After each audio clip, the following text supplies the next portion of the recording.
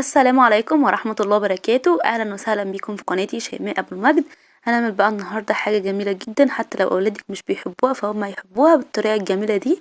هنعمل مع بعض القرنبيط الذهبي المقرمش الفظيع ده بطريقة سهلة جدا، وطعمه بجد في منتهى الجمال. شايفين لونه ذهبي وجميل ازاي؟ ما شاء الله. نجرنشه بقى بشوية كده من الخضرة بتاعتنا. جميل جدا اللهم بارك، ومقرمش وحلو قوي. وهنعمله بطريقة سهلة جدا وبسيطة، الطريقة التقليدية، بس بجد فظيع، طعمه حلو جدا وان شاء الله يعجبكم. وبإذن الله هتعتمدوا الطريقة دي من كتر ما هي جميلة. يلا مع بعض نشوف عملناها ازاي بكل سهولة.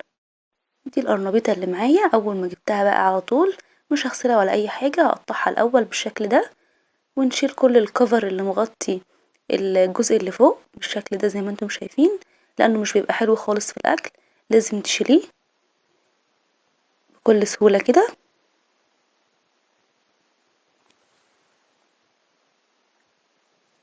وتقطعيها بقى على قد المقاس اللي انت حباه والحجم اللي انت بتفضليه، حباها كبيرة او صغيرة مفيش مشكلة خالص، لحد ما تخلصي معاكي كل القرنبيطة.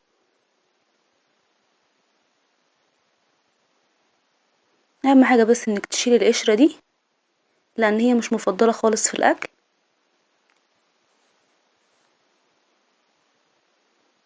نخلص بقى كل الكمية اللي معانا بالشكل ده. معايا هنا بقى حلة على النار، حط فيها مية واسيبها تغلي، واحط عليها معلقة صغيرة كده من الملح، ونص معلقة صغيرة من الكمون، وعصرة نص ليمون. او انتي حابة تسيبي القشر في المية مفيش مشكلة، مش حابة عادي. معايا هنا القرنبيط غسلته كويس جدا بعد ما قطعته، هبدأ انزله في المية، والجزء اللي شلنا منه القشر هو اللي يبقى ملامس اكتر للمية، لان هو اكتر جزء بياخد سوا زي ما انتم شايفين كده.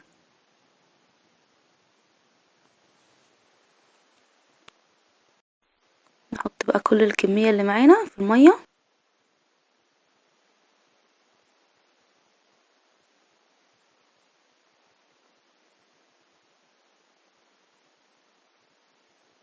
ونغطيها بقى ونسيبه يستوي. شايفين ما شاء الله. نخليه بقى يكمل السوا بتاعه، وهوريكم ازاي نعرف ان هو استوى. بتعرفي من الجزء اللي شلنا منه القشر، اما تضغطي عليها تلاقيها طرية معاكي واستوت، يبقى هو كده خلاص استوى معانا. نطلعه على طول عشان ما يتهريش معانا خالص. نطلعه، ممكن تطلعيه في مصفى في طبق، مفيش مشكلة اللي انت حباه.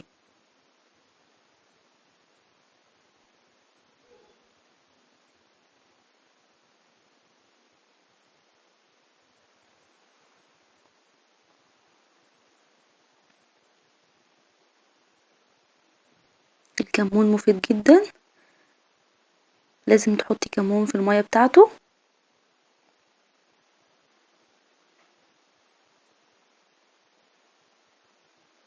اهو ده شكله اهو ما شاء الله. يلا نشوف بعد كده هنعمل ايه.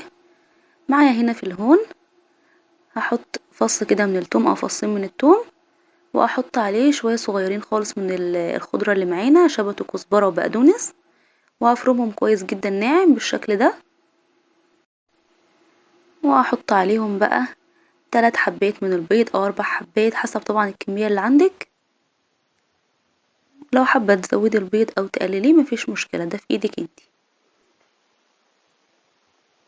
انا هنا استكفيت ب3 حبات من البيض على الكمية اللي معايا.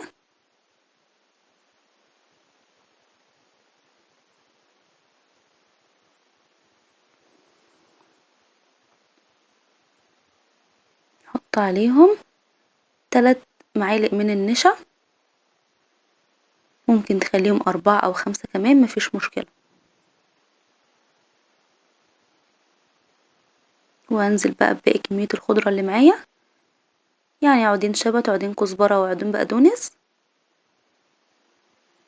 ونص معلقة كده من الملح،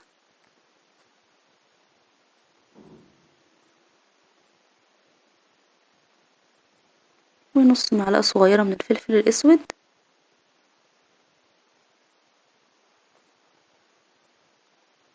ومعلقة صغيرة مليانة من الكمون،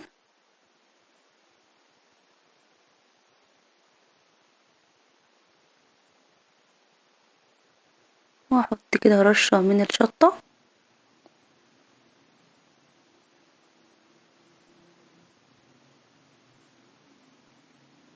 طبعا كل ما بتزودي نشا كل ما بيبقى مقرمش معاكي، فالنشا اختيارك وفي ايدك يعني. وحطيت نص معلقة صغيرة من الكركم،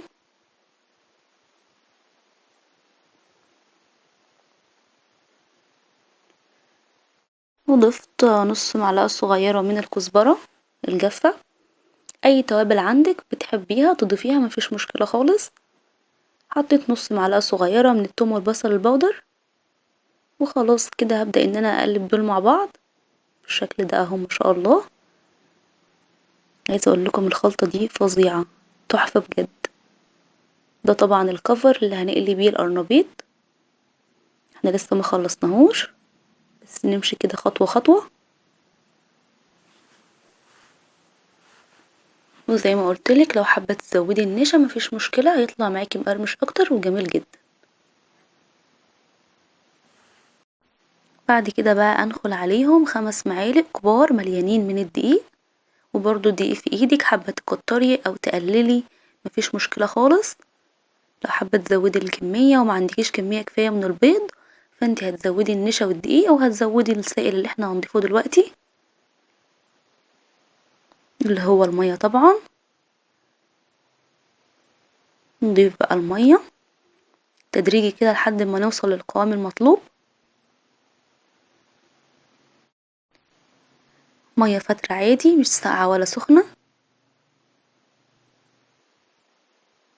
هتحطي وتقلبي لحد ما توصلي للقوام المطلوب بالشكل ده اهو. ما شاء الله. هعصر عليه نص ليمونة،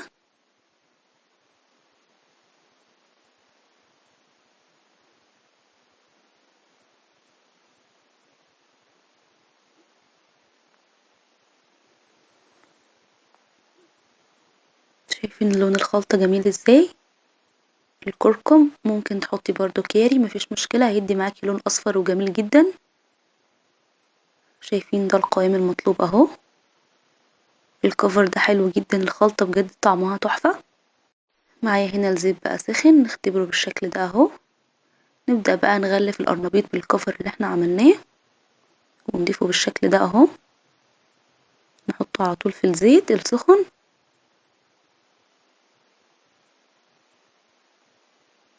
اهو ما شاء الله.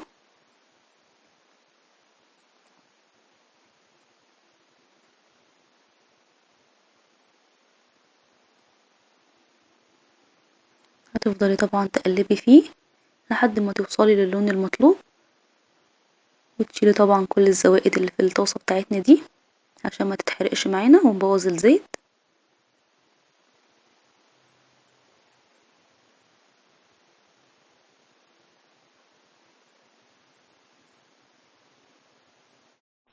طبعا انت بتقلي الكمية اللي هتتاكل، وممكن تشيلي القرنبيط مسلوق وتشيلي الكفر اللي احنا عملناه في التلاجة لوقت تاني مفيش مشكلة خالص. ممكن يقعد معاكي بالتلات 4 ايام مش بيجراله اي حاجة. بس طبعا القرنبيط مسلوق لوحده والكفر لوحده. تمام. تطلعيه بقى من التلاجة تحطي القرنبيط في الكفر وتقليه على طول، بيبقى حلو جدا ومش بياخد وقت خالص زي ما انتم شايفين كده ما شاء الله. عايزه اقول لكم ان هو لذيذ جدا طعمه تحفه.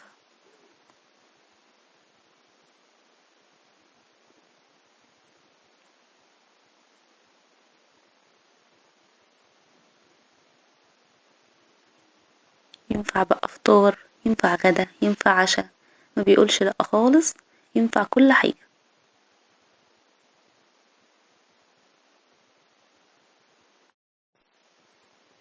وشايفين ما شاء الله مش بياخد وقت خالص في السوا.